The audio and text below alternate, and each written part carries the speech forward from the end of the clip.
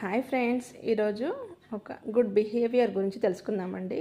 మా అమ్మ మాకు ఎప్పుడు చెప్తూ ఉండేది ఏమని అంటే, ఎవరితో అయినా అమ్మ గొడవ పడితే అమ్మ వాళ్ళతో మాట్లాడకపోయినా మమ్మల్ని వాళ్ళతో మాట్లాడమని చెప్పేదండి. అది బంధువుల్లో అయినా ఫ్రెండ్షిప్లో అయినా ఎవరైనా అమ్మ మాట్లాడలేదు కదా అని మమ్మల్ని మాట్లాడొద్దని అయితే ఎప్పుడు చెప్పలేదండి. ఎవరు చెడ్డగా ఉన్నా మనం వాళ్ళతో మంచిగా ఉండాలని చెప్పేది. మనం మంచిగా ఉంటే మన ప్రవర్తన మంచిగా ఉంటుంది.